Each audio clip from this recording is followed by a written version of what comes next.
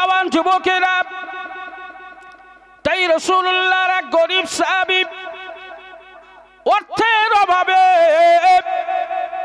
টাকা পয়সার অভাবে এক ইহুদি আধিপত্যশালী, এক ইহুদি সম্ভ্রান্ত ব্যক্তি, এক ইহুদি বড় লোকের বাড়ি গোলাম হিসাবে, চাকর হিসাবে তার বাড়িতে কাজে রত হয়েছে। তৎকালীন সময়ে খুব গুরুত্ব দিয়ে বিষয়টি বুঝবেন। আজ আমরা যেমন হাটে বাজারে যাই বিভিন্ন রকমের জিনিস সামগ্রী কেনার জন্যে, এক একটা এলাকায় কোথাও ছাগলের হাট হয়, কোথাও গরুর হাট হয়, কোথাও বা উট দুম্বার হাট পাওয়া যায়। এই সমস্ত হাটে গিয়ে গরু, ছাগল, ভেড়া, দুম্বা, উট, মোষ বিভিন্ন রকমের প্রাণী কিনে আনা হয়। তৎকালীন সময়ে আরব দুনিয়াতে বিভিন্ন জায়গায় হাট বসতো, যেসব হাটে পয়সা দিয়ে গোলাম আর চাকর, কাজের লোক কিনতে পাওয়া যেত। পয়সা দিয়ে ওই গরিব অসহায় দিন দুঃখীকে চাকর হিসাবে কিনে নিয়ে গেছে, বাড়িতে গিয়ে চাকরের কাজে রত করে দিয়েছে, বাড়িতে গিয়ে গোলামের কাজ শুরু করেছে। এ জওয়ান যুবকেরা, ও সোনার বাড়িকেরা, তাই আপনি বলুন, যদি আপনি কারোর কৃতদাস হন, কারো গোলাম হন, কারো মাইনে করা চাকর হন, তাহলে আপনার স্বাধীনতা তো আর ক্লিয়ার থাকে না। আপনার ইচ্ছা মতো যত্রতত্র যেখানে সেখানে তো যাতায়াত করার সুযোগ থাকে না। যদি আপনার যাওয়ার প্রয়োজন হয়, মালিকের অনুমতি দরকার হবে না? হবে না? কথা বলেন। মালিকের অনুমতি ছাড়া আপনি যাওয়ার সুযোগ পাবেন? দয়া করে যদি মালিক অনুমতি দেয় তাহলে হয়তো যাওয়ার সুযোগ হবে। আর যদি মালিক মনে করে আজ নয় 3 দিন পরে, তাই তো করতে হবে। কি হবে না? হবে না? ও জওয়ান যুবকেরা, ঠিক এই রকম সময়ে ওই গরিব সাহাবীর কানে আল্লাহর নবীর ব্যাপারে সংবাদ পৌঁছালো। মক্কার জমিনে আমিনার কলিজার টুকরা মুহাম্মদ বলে একজন ব্যক্তি, আল্লাহ তাকে নবুয়ত দান করেছেন। আল্লাহর আখিরি পয়গম্বর, আখিরি নবী হিসাবে পৃথিবীতে এসেছেন। আমার নবী পাকের এই খবর তার কানে পৌঁছে গেল, আল্লাহর নবীর আলোচনা তার কানে পৌঁছে গেল। সে আমার নবীকে এক নজরে দেখবারও সুযোগ পাইনি, দেখারও সুযোগ হয়নি। না দেখেও নবীর আলোচনা শুনে তার হৃদয়ে আমার নবীর মহব্বত আর আমার নবীর ভালোবাসা তৈরি হয়ে গেল। জোরে বলুন, আরো জোরে বলা যাবে না। সে আমার নবীকে না দেখেই ভালোবেসে ফেলল। না দেখে ভালোবাসা হয় না? হয় না? আমরা অনেক বক্তা, আমরা অনেক আল্লাহর ওলি, যাদেরকে জীবনে চোখে দেখবার সুযোগ হয়, কিন্তু তাদের ভালোবাসি। বাসি না? বাসি না? আমরা আমার নবীর জন্য জীবন দিতে পারি, কিন্তু নবীকে দেখবার সুযোগ হয়নি। না দেখে ভালোবাসি। সকলে মিলে বলেন, আমরা কেউ কখনো আল্লাহকে দেখেছি? না দেখে ঈমান নিয়ে এসেছি, না দেখে বিশ্বাস করেছি। তার না দেখে ভালোবাসা, এটা কঠিন ভালোবাসা। না দেখে, না জেনে যখন আপনি কাউকে ভালোবেসে ফেলবেন, জানবেন ও ভালোবাসা কঠিন ভালোবাসা। তাই নবীর মহব্বত আর ভালোবাসা হৃদয়ে তৈরি হয়ে গেছে, কিন্তু কি করবে? পরাধীন। পরাধীন, লোকের বাড়িতে গোলাম, চাকরের কাজ করে, সারাদিন মাঠে বাগানে খাটে, সন্ধ্যাবেলায় বাড়ি আসে। সারাদিনের হাড় ভাঙা খাটুনি পরিশ্রম এসে আলাদা একটা দুচালা ঘর তৈরি করে দিয়েছে, একটা টিম টিম করা আলোর ব্যবস্থা করা আছে, দুটো খাওয়া দাওয়া করে ঘরটায় শুয়ে পড়ে ঘুমিয়ে কাটায়। এখন নবীকে ভালোবেসে ফেলার পরে মনটা তো টানছে, নবীর কাছে একবার যাবে, হ্যাঁ, নবীর সাথে একটু দেখা করবে, নবীকে দেখবে, কিন্তু নবীকে দেখার সুযোগ হয়নি। সারাদিন বাগানে কাজ করেছে। আরব দুনিয়াতে অধিকাংশ এলাকায় হলো মরুভূমি, আর ওই মরুভূমি এলাকায় আমার আল্লাহ পাক সুষম খাবার হিসাবে আমার আল্লাহ পাক দান করেছেন খেজুরের বাগান, পুষ্টিকর খাবার। তাই সারাদিন খেজুরের বাগানে কাজ করেছে, শরীরটা বড় ক্লান্ত, সারাদিন হাড় ভাঙা খাটুনি। রাতের বেলায় সন্ধ্যা বেলায় ফিরে এসে যে ঘরে টিম টিম করা একটা ছোট্ট আলো জ্বলছে, ওই আলোটা জ্বলা অবস্থাতেই দুটো খাওয়া দাওয়া সেরে বিছানায় ঘুমাতে যাবে, মনটা যেন কেমন আনচান করে, মনটা যেন কেমন করে। আমার প্রিয় নবী, আখিরি নবী, আখিরি রসুলকে দেখার ব্যাপারে আমার মনটা যেন কেমন আনচান করে। আল্লাহর নবীকে দেখবার জন্যে তাই রাতের অন্ধকারে মালিকের ঘরের দিকে তাকায়, মালিকের ঘরের আলোটা বন্ধ হয়েছে কিনা, মালিকের ঘরের দিকে লক্ষ্য করে দেখে মালিকের ঘরের আলো বন্ধ হয়ে গেছে, ঘুটঘুটে অন্ধকার, মালিক ঘুমিয়ে পড়েছে। ওই গরিব সাহাবী আর থাকতে পারল না, ঘর থেকে বার হয়ে পড়ল। মালিক যখন ঘুমিয়ে গেছে এই সুযোগ হাতছাড়া করা যাবে না।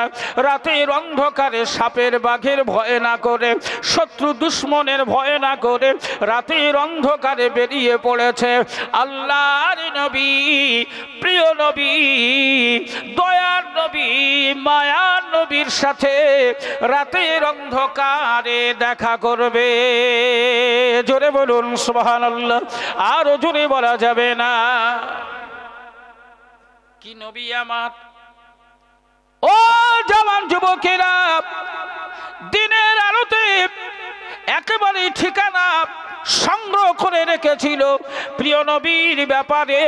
তাই রাতের অন্ধকারে ঠিক আস্তে আস্তে করে আল্লাহর নবীর ঠিকানায় পৌঁছে গেল, আমার নবী পাকের ঘরের দরওয়াজায় পৌঁছে গেল। আস্তে আস্তে করে গিয়ে দরওয়াজায় আওয়াজ দেয়।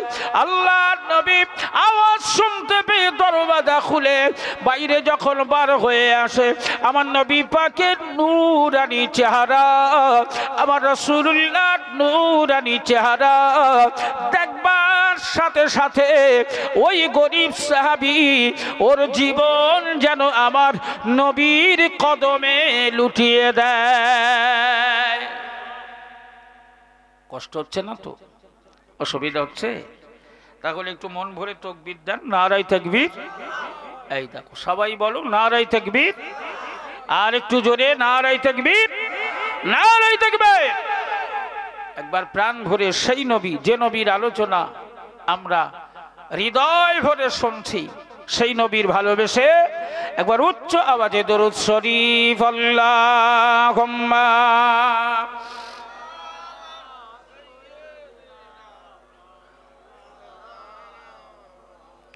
ওয়া আলা আলি সাইয়্যিদিনা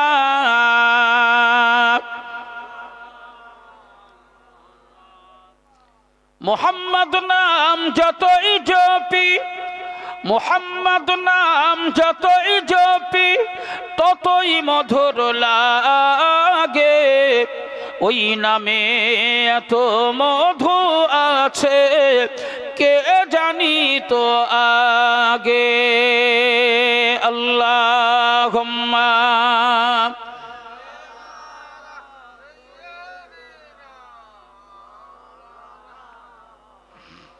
وعلى آل سيدنا ও কালেরাইটি গ্রামের সোনার ভাইয়েরা, ও আমার আম্মা জান বোনেরা, বেটিরা, বৌমারা, আল্লাহ নবীর নূরানি চেহারা দেখে যেন পাগল হয়ে গেল, দেওয়ানা হয়ে গেল। আমার নবীকে লক্ষ্য করে সালাম দিলেন, আসসালামু আলাইকা ইয়া রাসূলুল্লাহ ইয়া হাবিবাল্লাহ। আমি জীবনে আপনার চেহারা দেখবার সুযোগ পাইনি, আমি মনে মনে অন্তরে অন্তরে আপনাকে ভালোবাসি, তাই রাতের অন্ধকারে চুরি করে গোপনে আপনার কাছে এসেছি। আপনার চেহারা দেখার পরে আমার বিশ্বাস হয়ে গেছে আপনি যে আল্লাহর তরফ থেকে পাঠানো নবী, আপনি যে আখেরি পয়গম্বর, আমার আর কোনো সন্দেহ নেই। আমি মেনে নিয়েছি আপনি হলেন আখেরি নবী। ইয়া রাসূলুল্লাহ ইয়া হাবিবাল্লাহ, আপনি আমাকে ঈমানের কলেমা পড়িয়ে দিন। আমার নবী বললেন, বাবা তুমি কি দেখলে, কি জানলে, কি শুনলে আমার ব্যাপারে? আমাকে তুমি নবী বলে মেনে নিচ্ছ আর আমার হাতে হাত দিয়ে কলেমা পড়তে চাইছো? না বাবা, এখন তো আমি তোমায় কলেমা পড়াবো না।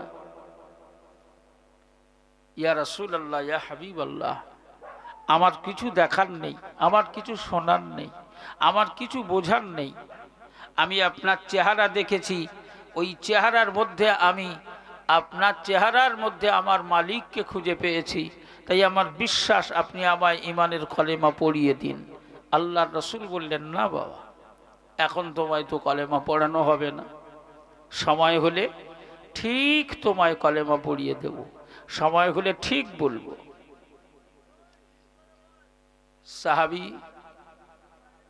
সাহাবী মনটা খারাপ, আরে আমি এত শখ করে, আশা করে, ভরসা করে আমি গোপনে লুকিয়ে নির্জনে নবীর কাছে এলাম, আমার কলেমার সুযোগ হবে না? ইয়া রাসূলুল্লাহ ইয়া হাবিবাল্লাহ, হুজুর আমি বড় আশা করে এসেছি কলেমা পড়ে নেওয়ার জন্য, আপনি আমায় কলেমা পড়িয়ে দিন। জানি না কখন, কোন ঘড়ি, কোন মুহূর্তে, কোন সময়ে আল্লাহর ডাকে সাড়া আসবে, মরণ এসে হাজিরা দেবে। ইয়া রাসূলুল্লাহ ইয়া হাবিবাল্লাহ, হয়তো জীবনে আর কলেমা পড়ার সুযোগ হবে না, তাই হুজুর আমায় ফিরিয়ে না দিয়ে আমাকে আপনি ঈমানের কলেমা পড়িয়ে দিন। নবী বললেন, বাবা সময় হলে ঠিক তোমায় বলে দেব। অতএব একটা বিষয় এখানে আমাদের কাছে খুব ক্লিয়ার, একটা বিষয় আমাদের কাছে খুব ক্লিয়ার। কোরআনুল কারীমে কিছু অক্ষর আছে, খুব গুরুত্ব দিয়ে কথাগুলো বুঝতে হবে। কোরআনে কিছু অক্ষর আছে, এই সূরার শুরুতে কিছু, সূরার শুরুতে কিছু আলাদা আলাদা মুকাত্তাআত, হুরুফে মুকাত্তাআত বলা হয়, আলাদা আলাদা অক্ষর আছে। যেমন আলিফ লাম মিম, আলিফ লাম র, তাহা, কাফ হা ইয়া আইন সদ, হা মিম আইন সিন কফ, এরকম কিছু কাটা কাটা আলাদা আলাদা অক্ষর আছে। এই অক্ষরগুলোর মানে সমস্ত মুফাসসির লিখেছেন যে এই অক্ষরগুলোর মানে একমাত্র আল্লাহ জানেন। একমাত্র কে জানেন? সবাই মিলে বলেন, একমাত্র আল্লাহ জানেন। অধিকাংশ মুফাসসিরদের মত হুরুফে মুকাত্তাআত অক্ষরগুলোর অর্থ আল্লাহ তো অবশ্যই জানেন, সাথে সাথে আমার রাসূলও জানতেন। জোরে বলুন সুবহানাল্লাহ। তবে প্রকাশ করেননি, প্রকাশ করা মনে করেননি, প্রয়োজন বোধ মনে করেননি, তাই প্রকাশ করেননি। আল্লাহ অবশ্যই মানেগুলো জানেন এবং আল্লাহ আমার নবীকেও জানিয়েছিলেন, আমার নবীও জানতেন। জোরে বলুন সুবহানাল্লাহ। জোরে বলা যাবে না? প্রকাশ করেননি কেন? অনেক বিষয়, অনেক লম্বা বিষয়। প্রকাশ করেননি কেন, এই বিষয়টা সম্পূর্ণ আলাদা। তবে একটা জিনিস মনে রাখতে হবে, আল্লাহ পাক কোরআনুল কারীমে আমার আল্লাহ আমার প্রিয় হাবিব সম্পর্কে ঘোষণা দিয়েছেন। লা তুহাররিক বিহি লিসানাকা লিতা'জালা বিহি, লা তুহাররিক বিহি লিসানাকা লিতা'জালা বিহি।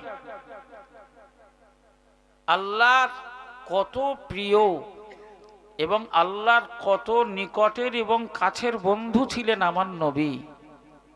আমার নবীর ব্যাপারে আল্লাহ বলছেন, হে আমার প্রিয় বন্ধু, আমার ফেরেশতা মালাইকা জিবরাইল আমিন যখন তোমার কাছে আমার তরফ থেকে কোরআন নিয়ে এসে নাজিল করে, ওই সময় কষ্ট করে, জবান সঞ্চালনা করে, মেহনত করে তোমায় ওই কোরআন পড়ার দরকার নেই। জিহ্বা সঞ্চালন করে কোরআন তেলাওয়াত মুখস্থ করা বা পড়ার দরকার নেই। জিবরাইল শুধু পড়ে তোমায় শোনাবে, আর তুমি চুপচাপ একদম স্থিরভাবে তা শুধু শুনবে, তোমার পড়ার দরকার নেই।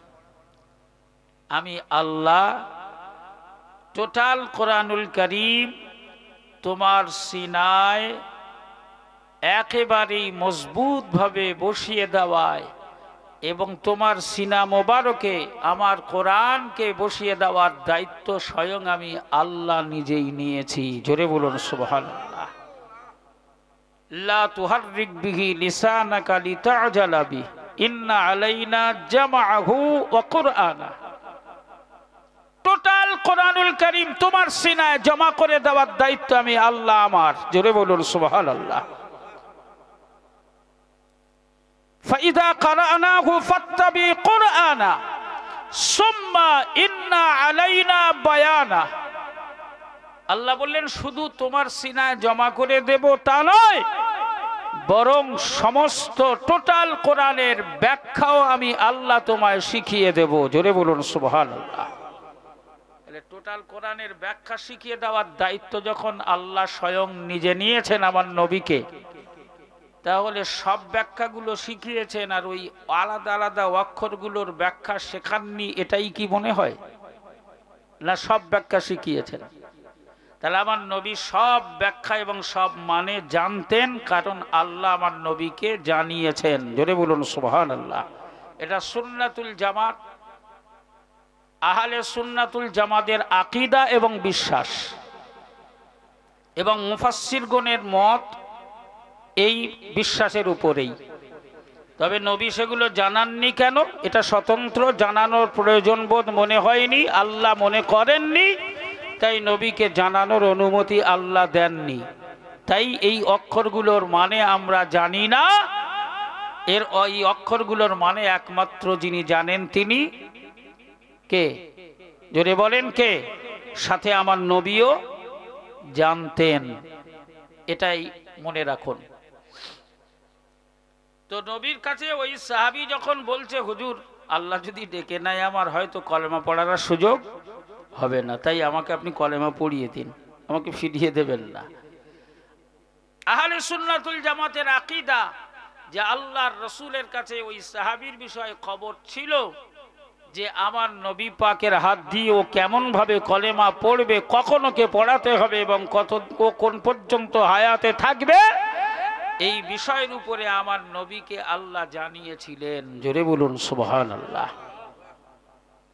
হে জওয়ান যুবকেরা, ও কালেরা ইটের মা বোন বেটি বৌমারা, আল্লাহর নবী ওই সাহাবীকে কলেমা পড়ালেন না। নবী বললেন, যাও বাবা, ফিরে যাও, তোমার মালিকের বাড়িতে ফিরে যাও, সময় হলে তোমায় কলেমা পড়াবো, সময় হলে আমি তোমায় খবর দেব, তোমায় বলবো যাও বাবা যাও, মনটা খারাপ। আল্লাহর নবীর কাছে আসার পরেও কলেমা পড়ার সুযোগ হলো না। আল্লাহর নবী কলেমা পড়ালেন না। গরিব সাহাবী ফিরে গেলেন। ও সোনার মানিকেরা, ওই গরিব সাহাবী কে ছিলেন? আল্লাহ পাক তার কি মর্যাদা প্রদান করেছিলেন, গোটা বিশ্বব্যাপী তার নামের সঙ্গে গোটা পৃথিবীর মুসলমানদের কিভাবে পরিচয় হয়েছে, এবং আজও আমাদের হৃদয়ে ওই সাহাবী কিভাবে জায়গা করে আছে। আমি যদি শুধু নামটা একবার বলে দিই তাহলে হয়তো আপনারা অবাক হবেন। এই মানুষ এই রকম পরিবেশ পরিস্থিতিতে ছিল। হে জওয়ান যুবকেরা, সাহাবী ফিরে গেলেন। বেশ কিছুদিন যাবত রাতের অন্ধকারে লুকিয়ে লুকিয়ে নবীর কাছে আসা যাওয়া করতে লাগলেন। নবীর কাছে আসা যাওয়া শুরু হয়ে গেল।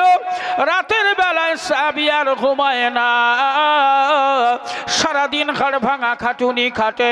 ওই মালিকের সাথে বাগানে কাজ করে, বাগানে গাছ লাগানো, পানি দেওয়া, চা গাছের গোড়াগুলো খোসা, সার দেওয়া, বিভিন্ন কাজ করে সারাদিন কাজ করে কাটে।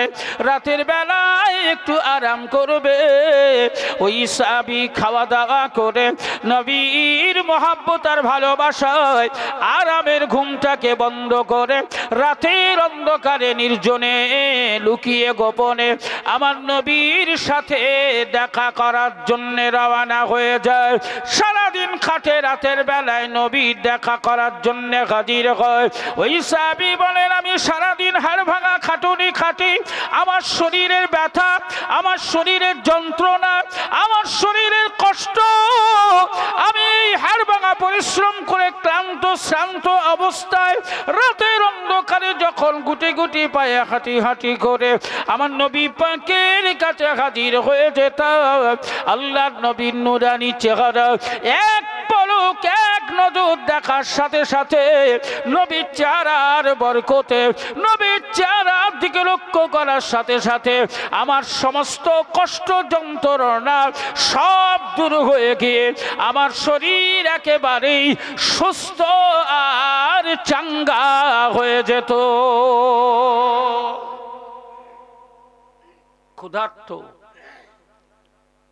কি গো, ক্ষুধার্ত, ক্ষুধার জ্বালা বড় জ্বালা। কি পেটে যখন টান পড়ে, 12 নম্বর হলারে যখন টান পড়ে, হারাম হালাল দেখার আর সুযোগ হয় না, পেলেই হাড়ুম করে পড়ে। সেই ক্ষুধার জ্বালা, একদিন দুদিন 3 দিন খাওয়া নেই। আপনি বলুন, আমার মা বোন বেটি বৌমারা সংসারে হাড় ভাঙা খাটুনি খাটে, মুরগির পা জিরন আছে তো ওদের পা জিরন করেই যাচ্ছে, করেই যাচ্ছে। সংসারের কাজ করে শেষ হয়, যত খুঁটিনাটি কাজ, তারপরেও যদি 3 দিন খাওয়া না হয় তাহলে বুকের দুধ আর থাকবে? শুকিয়ে গেছে। বাচ্চা স্থলে দুগ্ধ পায় না, খুব জ্বালা যন্ত্রণা, খুব কান্নাকাটি করছে, ঘরে খাবার নেই, কি করবে?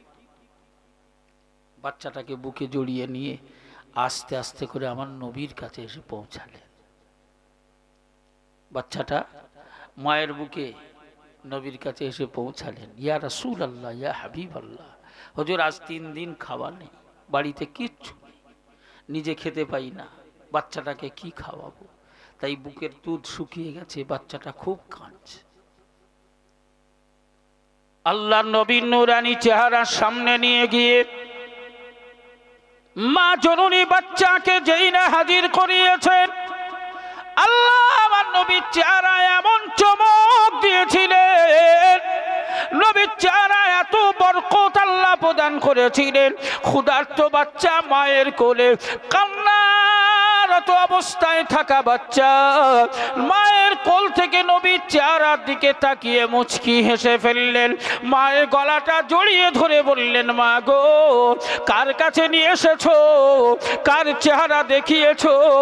ও গো মা জননী, ও আমার গর্ভধারিণী জনম দুঃখিনী মা, আমি তোমার মাথায় হাত রেখে কথা দিলাম, যার চেহারার সামনে হাজির করে দিয়েছো, এই চেহারা দেখার সাথে সাথে আমার শরীর থেকে ক্ষুধার জ্বালা যন্ত্রণা, ক্ষুধার যে কষ্ট ছিল তা দূর হয়ে গেছে, ক্ষুধা বলে আমার আর কিছু নেই। ওগো মা, এই চেহারা দেখার সাথে সাথেই ক্ষুধার জ্বালা ভালো হয়ে গেছে। এ ছিলেন আমার নবী। এ জওয়ান যুবকেরা, ওই সাহাবী বেশ কিছুদিন হয়ে গেছে রাতের অন্ধকারে নবীর কাছে আপ ডাউন করে, আসা যাওয়া করে। হঠাৎ একদিন সকাল বেলায়, একেবারেই ভোরবেলায়, ওর ইহুদি মালিক ওকে ডাক দিয়েছে, চলো বাবা, আজ বাগানে অনেক কাজ পড়ে আছে। সকালবেলায় একেবারেই ভোরবেলায় সঙ্গে নিয়ে বাগানে রওনা হয়েছে। সারাদিন বাড়িতে আসার কোনো সুযোগ হয় নাই। সারাদিন বাগানে হাড় ভাঙা পরিশ্রম করেছে। সারাদিন ধরে গোটা বাগানটায় খেজুরের চারা লাগিয়েছে। ও জওয়ান যুবকেরা, বাড়ি ফিরতে ফিরতে ঘোর অন্ধকার হয়ে গেছে। এই রকম পরিস্থিতিতে বাড়িতে এসেছে। বাড়িতে আসার পরে ওই সাহাবী ঘরে, নিজের ওই দুচালা ছোট্ট কুঁড়ে ঘর, ওই ঘরে বসে বসে কাঁদছে। ইহুদি মালিক ঘর থেকে বেরিয়েছে। আহারে, ছেলেটা সারাদিন বাগানে খেটেছে, দেখি কি করছে। এক নজর তাকানোর পরে লক্ষ্য করে দেখে ঘরে বসে বসে কাঁদছে। সামনে এসে গেল। ও বাবা ছেলে, কি হয়েছে তোমার? তুমি কেন কাঁদো? আমার ব্যবহারে কি তুমি খুশি নও? আমার আচরণে কি তুমি খুশি নও? আমি কি তোমায় কোনো দুঃখ যন্ত্রণা দিয়েছি? আমি কি তোমার উপরে কোনো আঘাত করেছি? আমি কি তোমার উপরে কোনো অত্যাচার করেছি? তার জন্যে কি কাঁদো? না অন্য কোনো সমস্যা তৈরি হয়েছে তার জন্যে তুমি কাঁদো? এ জওয়ান যুবকেরা, নবী পাকের ভক্ত পাগল ওই সাহাবী তার ইহুদি মালিককে লক্ষ্য করে বলল, মালিক, আমি আপনার ব্যবহারে অখুশি হয়ে কাঁদি না, আপনার আচরণে আমি ক্ষুব্ধ হয়ে কাঁদছি না। আপনার ব্যবহার মোটেও খারাপ নয়, আপনি রীতিমতো ভালো ব্যবহার করেন। তাহলে কেন কাঁদো বাবা? বাড়ি কি কারোর কথা মনে পড়েছে? না গো মালিক, তাও নয়। আমি কাঁদি কেন তা আপনায় বলতে পারবো না। কেন বাবা, আমার সুবিধা কোথায়? কেন আমায় বলতে পারবে না? আমি তোমায় বলার পূর্ণ স্বাধীনতা দিলাম। নির্ভয়ে আমায় বলো তোমার কান্নার কারণ কি? ওই সময় সাহাবী বলেন, মালিক গো, আজ আমার আপনার বাড়িতে কাজ করা কয়েক বছর হয়ে গেল। আপনারা স্বাধীনভাবে ঘোরাফেরা করেন, আমি আপনার বাড়িতে পরাধীন হিসাবে চাকরের কাজ করি। ওগো মালিক, স্বাধীনতার জীবন কেমন? স্বাধীনতার জীবনের স্বাদ কেমন? আমার কি একবার দেখবার সুযোগ হবে না? আমার জীবনে আমি কি একটু স্বাধীনতা পাবো না? মুক্ত জীবন কি আমার সব জীবনে আসবে না? স্বাধীনতার জীবন কাকে বলে? এটা কি উপভোগ করার সুযোগ আমার হবে না? সারাটা জীবন কি পরাধীন হয়ে থাকতে হবে? মালিক বলল, বাবা, স্বাধীনতা পেতে মন চায়। ও বাবা, তুমি স্বাধীন জীবন চাও? মালিক, আমি কথা দিলাম, আপনার তো অনেক অর্থ, আপনার তো অনেক সম্পদ, আপনি তো অনেক বাগানের মালিক। আপনার অর্থ যেমন, সম্পদ যেমন, সম্মানও তো তেমন কম নেই। অনেক সম্মান আপনাকে দিয়েছে, আপনি অনেক সম্মান অর্জন করেছেন। তাই আপনার সম্মান, অর্থ, সম্পদের দিকে লক্ষ্য করে আমার মতো হতভাগা এক গরিব গোলামকে যদি আপনি আজাদ করে দেন, আমায় যদি আপনি স্বাধীনতা দান করে দেন, তাহলে আপনার কোনো ক্ষতি হবে না, কোনো কমি আসবে না। শুধু আমি আপনার কথা দিলাম, আমি আপনার নুন যখন খেয়েছি, আমি আপনার নিমক হারামি করব না, আপনার গুণ গাইব। মুক্ত জীবন যদি আমার জীবনে আসে, স্বাধীন জীবন যদি আমি পাই, সারা জীবন আপনার সুনাম করে যাব, কথা দিলাম। মালিক বুঝতে পেরেছে যে কোনো ভাবে একটু স্বাধীনতা চায়। তাই মালিক বলল, ঠিক আছে খোকা, দুঃখ করিস নে, আমি কথা দিচ্ছি, আমি কথা দিচ্ছি, তোর এই হাড় ভাঙা খাটুনি পরিশ্রম থেকে অব্যাহতি দিয়ে আমি তোকে স্বাধীন করে দেব। মনের মধ্যে একটা আশার আলো তৈরি হলো। পরক্ষণে কাঁদতে কাঁদতে বললেন, মালিক ঠিক বলছেন, আপনি আমায় স্বাধীনতা দেবেন, স্বাধীন করে দেবেন? হ্যাঁ রে খোকা, কথা দিলাম, তো স্বাধীন করে দেব। তো তখন মনের ভেতরে সব দুগুনি একটু জিজ্ঞেস করলেন, মালিক তো এই স্বাধীনতার স্বাদ আমি কবে নাগাদ পাবো মনে হয়? কবে আমায় স্বাধীনতা দেবেন? বলছে, খোকা তোকে তো আমি বোকা ভাবছিলাম, এখন দেখছি তুই ভালোই চালাক। তো ঠিক আছে, যখন জানতে চাইছিস তাই শোন। আজ তো আমরা দুজনে মিলে সারাদিন বাগানে কাজ করলাম, সারাদিন ধরে খেজুরের চারা লাগালাম। তো ঠিক আছে, তুই নিশ্চিন্ত হয়ে যা। ওই চারাগুলো যেদিন বড় হয়ে যাবে না খোকা, বড় হবে, বড় গাছ হয়ে যাবে, গিয়ে ওতে খেজুর হবে। সেই খেজুরগুলো পেকে খাবারের উপযুক্ত যেদিন হবে সেদিন তোকে আমি স্বাধীন করে দেবো, যা। তার মানে কতদিন?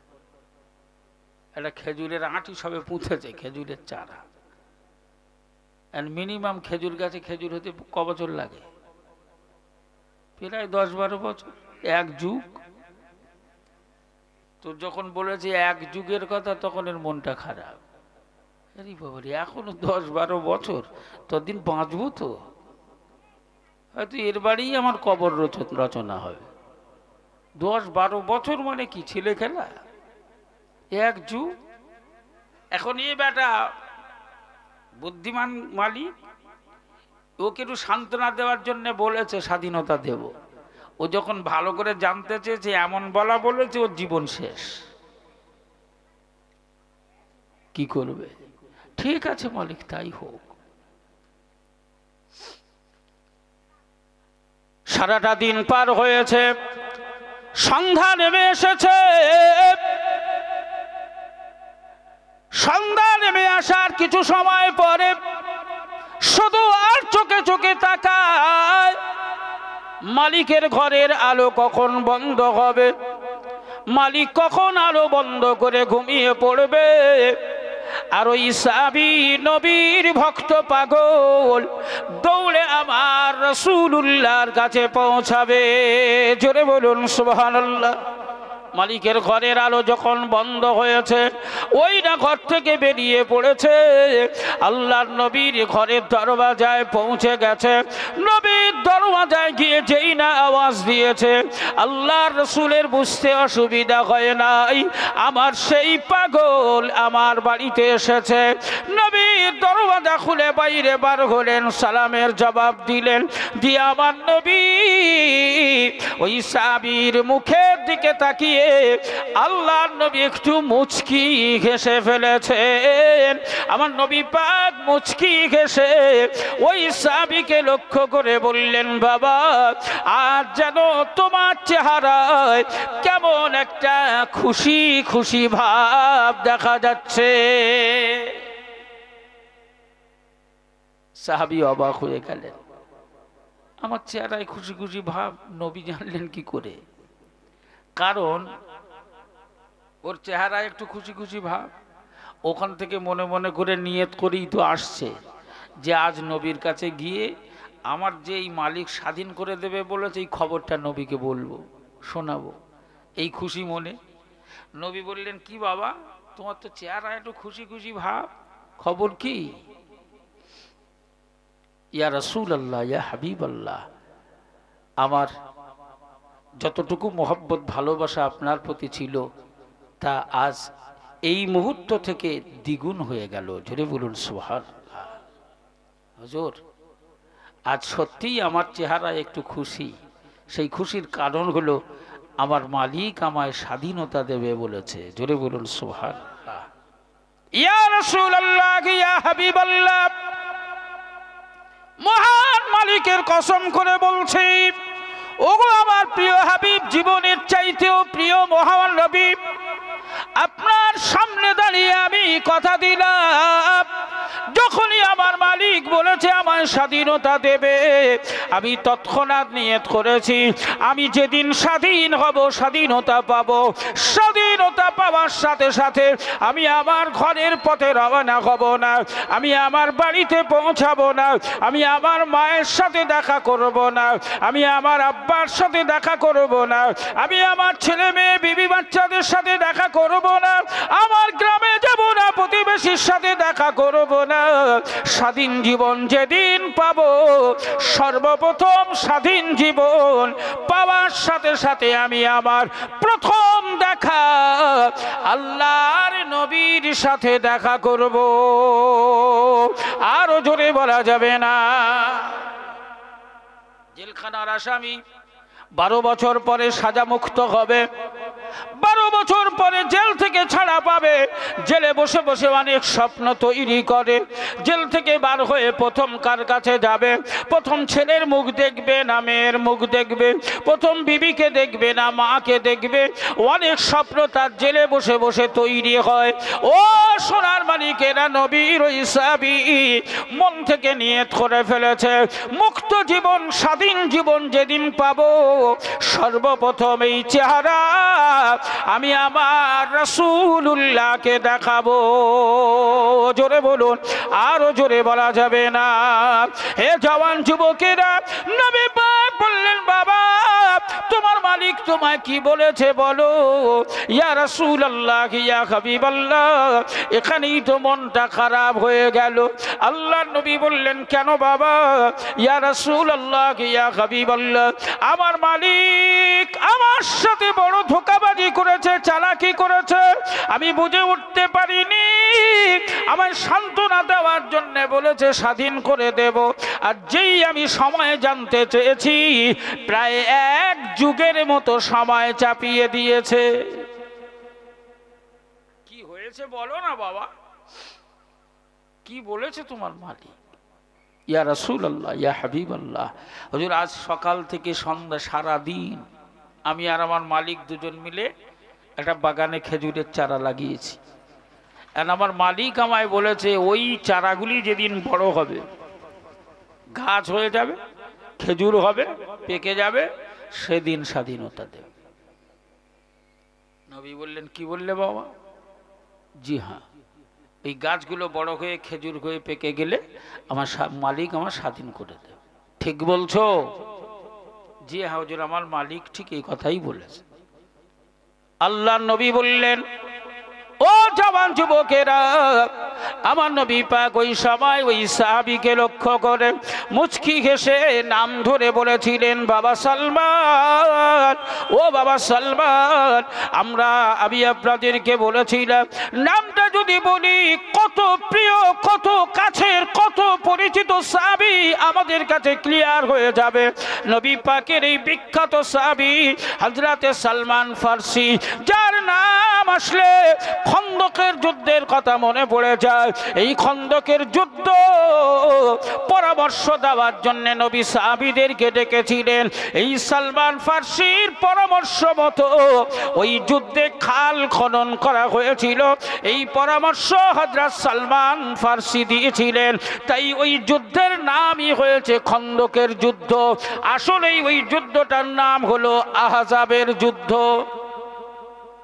সবচাইতে বড় যুদ্ধ। সেই সালমান ফারসি, আল্লাহ নবী বললেন, বাবা সালমান, তাহলে তো আর দেরি করা যাবে না বাবা। ও বাবা সালমান, আর দেরি করা যাবে না।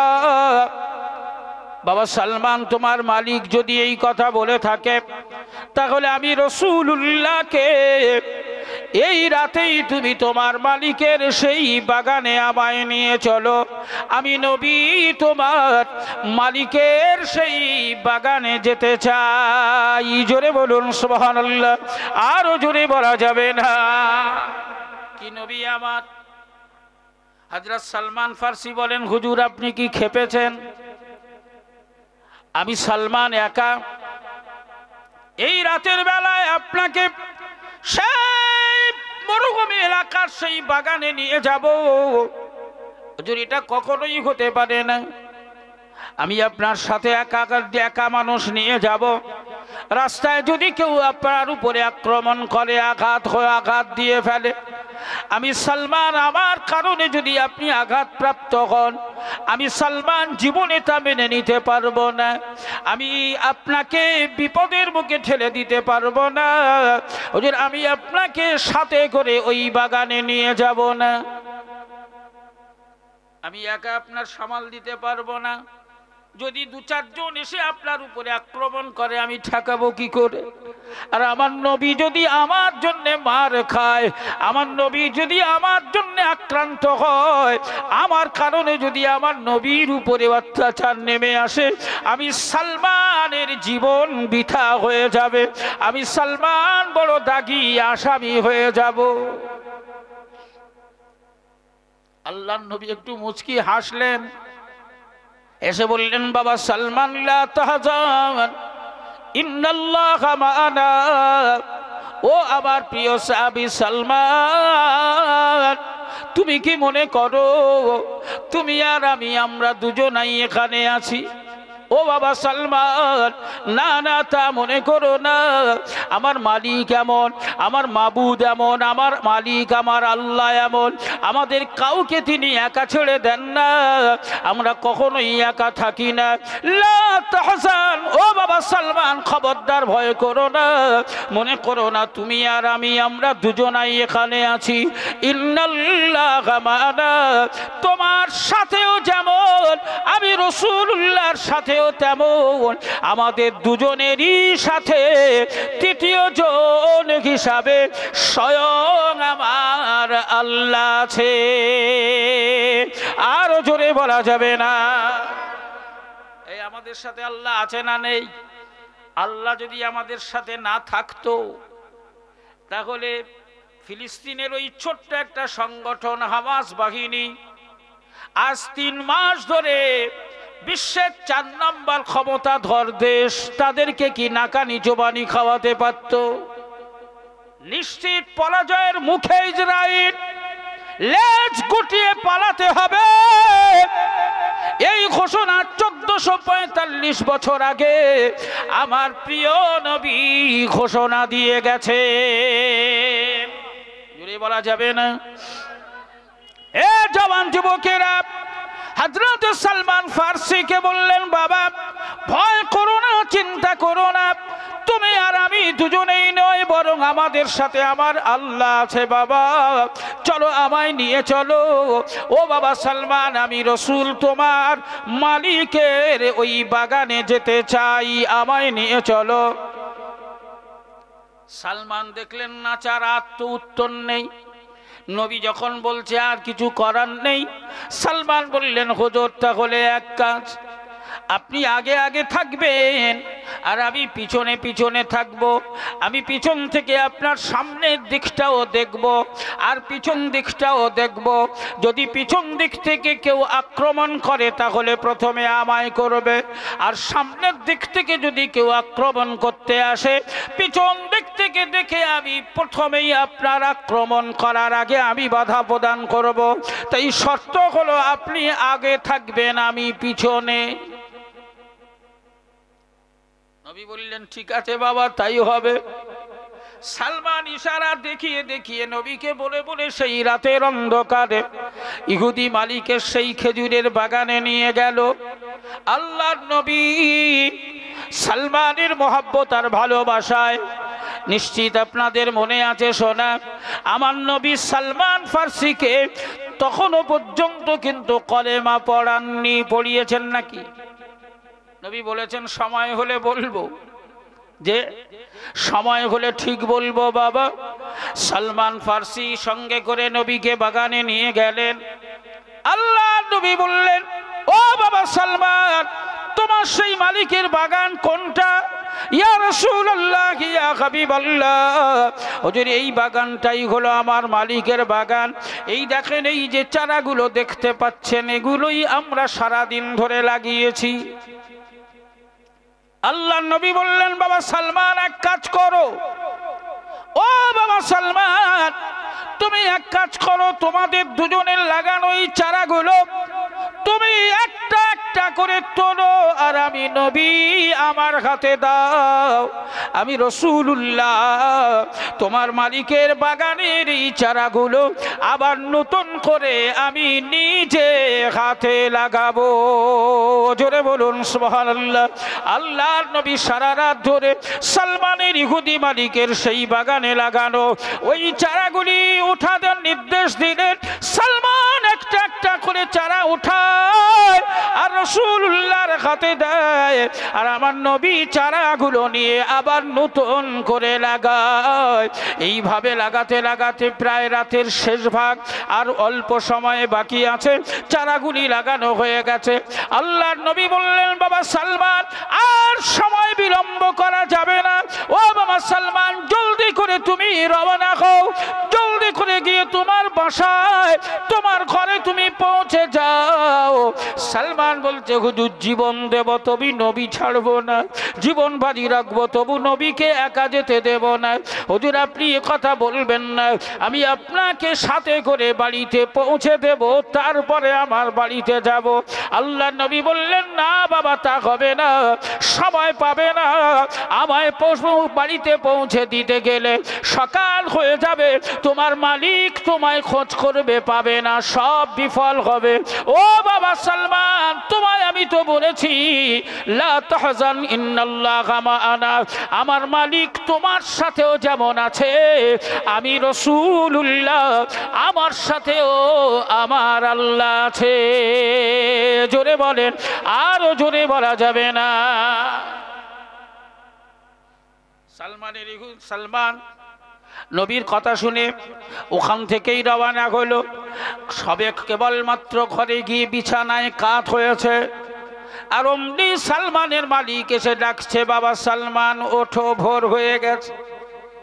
ও বাবা সালমান, সারাদিন ধরে চারা লাগিয়েছি, পানি দিতে হবে, গাছে পানি দেওয়ার দরকার, তাই চলো বাবা বালতি বদনা ডাবর কি আছে নিয়ে বেরিয়ে পড়ো। সারাদিন চারা লাগিয়েছি, ধোয়ানি দিতে হবে, চলো আর দেরি করা যাবে না। সালমান উঠে পড়েছে। আল্লাহ নবীর কথা তার বারে বারে মনে পড়ছে। প্রিয় নবী যদি আমায় বাগান থেকে সোজা পাঠিয়ে না দিতেন তাহলে আর বিপদের শেষ ছিল না। আমি সবে তো কেবল মাত্র এসে শুয়েছি আর মালিক আমায় ডাকছে, ভোর হয়ে গেছে, তাই আমার বিপদের শেষ ছিল না। তাই প্রিয় নবীর কথা বারবার মনে পড়ে। সালমান উঠে পড়েছে, পানি দেওয়ার জন্য যা সরঞ্জাম লাগে সবগুলো নিয়ে সালমান রেডি হয়ে মালিকের সাথে বেরিয়ে পড়েছে। মালিকের সাথে গুটি গুটি পায়ে আস্তে আস্তে করে আগে আগে যেই না বাগানের কাছাকাছি হয়েছে, ও সোনার মানিক জওয়ান যুবকেরা, মালিক থমকে দাঁড়িয়েছে, সালমানও অবাক হয়ে দাঁড়িয়ে গেছে। বাগানের কাছাকাছি এসে সালমান আর তার মালিক দুজনে বাগান চিনতে অক্ষম হয়েছে, বাগান আর চেনা যাচ্ছে না। মালিক সালমানের দিকে একবার তাকায়, খোকা আমাদের বাগান কই? সালমান বলছে, মালিক তাই তো, আমরা কি ভুল রাস্তায় এলাম? আমাদের বাগান কই, খুঁজে পাই না কেন? সালমানকে লক্ষ্য করে বলছে, সালমান ভালো করে চারিদিকে একবার দেখো তো, প্রায় তো সকাল হয়ে গেছে, এখন তো ভুল হওয়ার কথা নয়, চেনা জানার বাগানে প্রতিদিন আসা যাওয়া করি, রাস্তা ভুল হবে কেন? একটু ভালো করে দেখো তো বাবা, ভুল হলো কিনা। সালমান বলছে, মালিক তাই তো, রাস্তা তো যা দেখছি ঠিকই আছে, ভুল তো হয়নি, তাহলে আমাদের বাগান কই? কাছাকাছি এসে সালমান আর মালিক দুজনেই লক্ষ্য করে দেখে,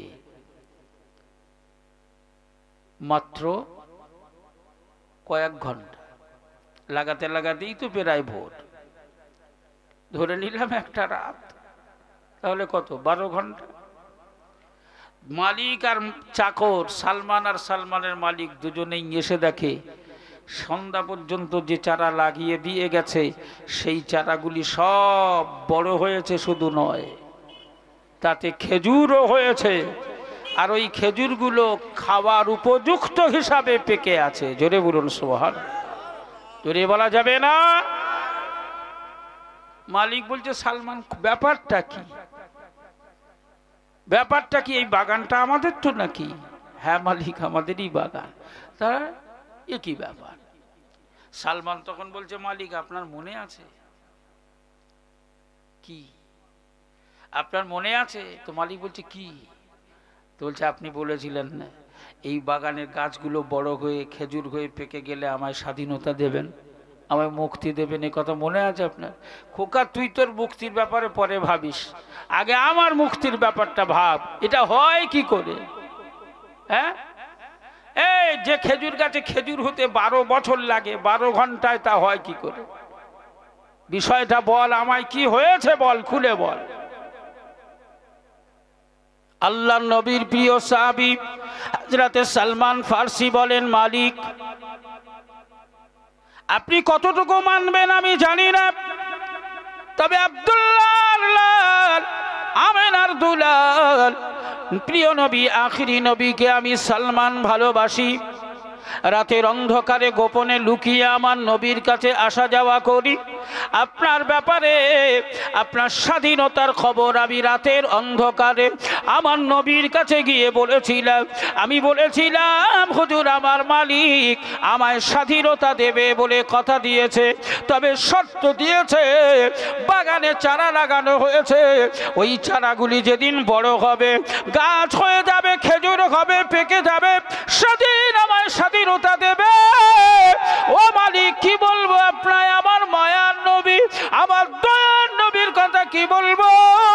আমার নবী গতকাল রাত্রে আমার সাথে করে নিয়ে এসেছিল, এই বাগানের সমস্ত চারাগুলো উঠিয়ে আবার আমার নবী নতুন করে লাগিয়ে দিয়ে গেছে। আর আমরা ভোরবেলা এসে দেখছি ওই গাছগুলি বড় হয়ে গেছে। ওগো মালিক অন্য কিছু নয়, 12 বছরের সময় আমার নবীর বরকতি হাতের ছোঁয়ায় আল্লাহ 12 ঘন্টায় বানিয়ে দিয়েছে। আরো জোরে বলা যাবে না। সালমানের ইহুদি মালিক বলছে বাবা সালমান তোর স্বাধীনতা নিয়ে পরে ভাবা যাবে, আগে আমার জীবনের মুক্তি পাওয়ার জন্য, আমার জীবনের স্বাধীনতার জন্য আমায় তুই তোর নবীর কাছে নিয়ে চল। আমি তোর নবীর কাছে যেতে চাই। আল্লাহর নবীর মোহাব্বত আর ভালোবাসার সাহাবী সালমানকে লক্ষ্য করে বলে বাবা সালমান আমায় তোর নবীর কাছে একবার নিয়ে চল। রাসূলুল্লাহ দরবারে এসে পৌঁছালেন। আমার নবীর নূরানি চেহারা সালমানের ইহুদি মালিক এক নজর দেখার সাথে সাথে আল্লাহর নবীর প্রেমে যেন পাগল হয়ে গেল। আমার নবীর নূরানি চেহারা দেখার সাথে সাথেই সালমানের ইহুদি মালিক দুহাত প্রসারিত করে দিয়ে বলেন ইয়া রাসূলুল্লাহ ইয়া হাবিবাল্লাহ, জীবনে অনেক অপরাধ সাধিত হয়ে গেছে, জীবনে অনেক অন্যায় করেছি, আপনার অনেক বিরোধিতা করেছি, শত্রুতা আর দুশমনি করেছি। হুজুর আমার জীবনের মুক্তির দিকে লক্ষ্য করে, আমার জীবনের স্বাধীনতার দিকে লক্ষ্য করে আমায় আপনি ইমানের কলেমাটুকু পড়িয়ে দিন। সালমানের ইহুদি মালিক দুহাত লম্বা করে নবীর দিকে বাড়িয়ে দিলেন। আল্লাহর রাসূলের দিকে লক্ষ্য করে নবীর কদমের দিকে তাকিয়ে ঝরঝর করে কাঁদতে লাগলেন। আমার নবী পাক হাত লম্বা করে দিলেন। সালমানের ইহুদি মালিকের হাতে হাত রেখে তওবা বায়াত পড়িয়ে আমার রাসূলুল্লাহ ওই ইহুদি মালিককে ইমানের কলেমা পড়িয়ে দিলেন। আরো জোরে বলা যাবে না। আল্লাহর নবীর কদমে ওই মালিক বললেন ইয়া রাসূলুল্লাহ ইয়া হাবিবাল্লাহ, জীবনে অনেক সম্পদ কামিয়েছি, অনেক অর্থ সম্পদ উপার্জন করেছি, তবে যে নবীর বরকতি হাত আমার যে বাগানে পৌঁছেছে, যে নবীর বরকতি কদম আমার বাগানে পৌঁছে গেছে, ইয়া রাসূলুল্লাহ ইয়া হাবিবাল্লাহ, কলেমা পড়ার সাথে সাথে আমি ইয়া রাসূলুল্লাহ ইয়া হাবিবাল্লাহ কলেমা গ্রহণ করার সাথে সাথে উপঢৌকন হিসাবে, বকশিশ হিসাবে আমার ওই খেজুরের বাগান ইয়া রাসূলুল্লাহ আপনার কদমে দান করে দিলাম। জোরে বলা যাবে না? আমার নবী পাকের মহব্বত আর ভালোবাসায় ওই বাগান যে দান করে দিলেন, এক রাতে যে গাছ বড় হয়ে গেল, যে গাছে আল্লাহ খেজুর ঝুলেন, খেজুরগুলো পাকিয়ে দিলেন। নবীর বরকত, নবীর মুজিজা পৃথিবীতে বিদ্যমান করে রাখার জন্য, পৃথিবীতে নজির হিসাবে স্থাপন করে রাখার জন্য আল্লাহ নবীর হাতের ছোঁয়ায় যে গাছগুলো এক রাতে বড় হয়েছিল, ওই গাছে যে খেজুরগুলো আল্লাহ দিলেন, ওই খেজুরগুলোতে আমার আল্লাহ কোনো দানা দিলেন না। দানাবিহীন খেজুর হিসাবে, আজোয়া খেজুর হিসাবে আমার আল্লাহ পৃথিবীর জমিনে, এই পৃথিবীর বুকে নবীর মুজিজা বিদ্যমান করে দিলেন। এখন এই পৃথিবীতে যত খেজুর আছে, সবচাইতে দামি এবং শ্রেষ্ঠ খেজুর হলো আজোয়া খেজুর। জোরে বলুন সুবহানাল্লাহ। এখন আর একটা জিনিস আমাদের লক্ষ্য করার বিষয়, আপনি বলেন খেজুর গাছ হওয়ার জন্য খেজুরের দানা দরকার কি? গাছ হওয়ার জন্য দানা দরকার, তবে গাছ হবে। কিন্তু ওই বাগানের সব গাছ খেজুর হয়, খেজুর আছে কিন্তু দানা নেই, তাহলে ওর আর বংশ বিস্তার হবে? ওর যখন দানা নেই, ওর আর বংশ বিস্তার হবে? দানা থাকলে তবে তো আবার তার থেকে গাছ করা যাবে, কিন্তু কারো তো দানা নেই। তাহলে ওই যে কটা আছে ওই কটা শেষ হয়ে গেলেই শেষ, ওর ওই কটা শেষ হয়ে গেলেই শেষ। আর খেজুর গাছ থেকে যে কোলা গাছের মতো পাশ থেকে তেড় বার হয়, এরা মতো হয় না, হয়? এটাও হয় না। কিন্তু আমার নবীর ওই এক মুজিজার সাথে আল্লাহ দ্বিতীয় মুজিজা জয়েন করে দিলেন। জোরে বলুন সুবহানাল্লাহ। আজও সেই সালমান ফার্সির আজোয়া খেজুর বাগান আছে না নেই? কথা বলেন, আছে না নেই? আছে, অথচ তার কোনো দানা নেই। তাহলে গাছ আছে কি করে? এ জওয়ান যুবকেরা, ও সোনার মালিকেরা, নবীর বরকতি হাতের ছোঁয়া, নবীর বরকতি হাতের ওসিলায় আমার আল্লাহ পাক এক রাতে গাছগুলো যে বড় করেছিলেন, ওই গাছগুলোতে যে খেজুর আল্লাহ দিয়েছিলেন, দানাবিহীন খেজুর আল্লাহ দান করেছিলেন, ওই খেজুর গাছের বাগানে যত গাছ ছিল, ওই গাছগুলোর স্বভাবও আল্লাহ পরিবর্তন করিয়ে দিলেন। ওই খেজুর গাছগুলোকে আমার আল্লাহ কলা গাছের স্বভাব প্রদান করে দিলেন। কলা গাছ যেমন পাশ থেকে তেড় বার হয়, এক গাছ থেকে 20টা কলা গাছ তৈরি হয়। আমার আল্লাহ ওই সালমান ফার্সির মালিকের, ওই ইহুদি মালিকের খেজুর বাগানের খেজুর গাছগুলোতে আল্লাহ কলা গাছের স্বভাব দিলেন। ওই গাছের পাশ থেকে অটোমেটিক খেজুরের তেড় বার হওয়া শুরু হয়ে গেল। আজও তা বর্তমান বিদ্যমান থাকলো, কিয়ামত পর্যন্ত নবীর মুজিজা আল্লাহর জমিনে আল্লাহ কায়েম রাখবে। জোরে বলা যাবে না? আর একটু জোরে হয় না? তাই রাত হয়েছে অনেক, আর আপনাদেরকে বিরক্ত করব না, কষ্ট দেব না। কষ্ট পেয়েছেন? এই কষ্ট পেয়েছেন? খুশি না দুঃখ পেয়েছেন? সবাই খুশি হয়েছেন? তাহলে সকলে খুশি হলে আমার রসুলও খুশি হবেন, আমার আল্লাহও খুশি হবেন, আর আমাদের জন্য আল্লাহ যেন নাজাতের ব্যবস্থা করে দেন। জোরে বলেন আমিন, জোরে বলেন আল্লাহুম্মা আমিন। আমরা শেষ বেলায় আখিরি মোনাজাতের আগে সবাই মিলে যে নবীর শানে এতক্ষণ আলোচনা হলো, সেই নবীর মহব্বতে দাঁড়িয়ে একটু সালাম দিই। আল্লাহুম্মা আমিন। রব্বানা যালামনা আনফুসানা ওয়া ইল্লাম তাগফির লানা ওয়া তারহামনা লানাকুনান্না মিনাল খাসিরিন। রব্বানা আতিনা ফিদ দুনিয়া হাসানা ওয়া ফিল আখিরাতি হাসানা ওয়া কিনা আযাবান নার ওয়া আদখিলনাল জান্নাতা মা'আল আবরার ইয়া আজিজু ইয়া গফফারু ইয়া রাব্বাল আলামিন। আল্লাহ, রাতের মধ্যভাগের কাছাকাছি সময়ে কালেরা ঈদ গ্রামে বসে আপনার শাহী দরবারে গুনাহগার কিছু মেয়ে ছেলে বেটা ছেলে নারী পুরুষ মিলে দুটো করে হাত তুলেছি। আল্লাহ আমাদের তামাম জীবনের সমগ্র গুনাহ খাতাগুলিকে মাফ করে দিন। আল্লাহ আমার অত্যন্ত প্রিয় অত্যন্ত মহব্বতের ভাই, আল্লাহ তার বাড়িতে অনুষ্ঠিত এই সওয়াব রেসানির মাহফিলকে আপনি কবুল করে নিন ইয়া রাব্বাল আলামিন। আল্লাহ বড় ভালো মনের ছেলে, বড় সাদা মন নিয়ে চলাফেরা করে।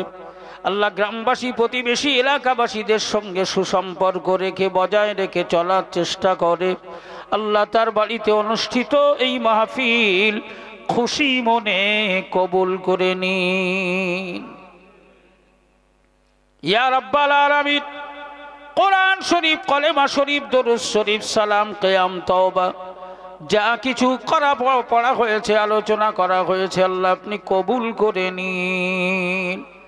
तमाम जुमला सवाब मदीनातुल मुनव्वरा আমার রাসূলুল্লাহর রওজা মুবারকে সওয়াবটুকু পৌঁছে দিন।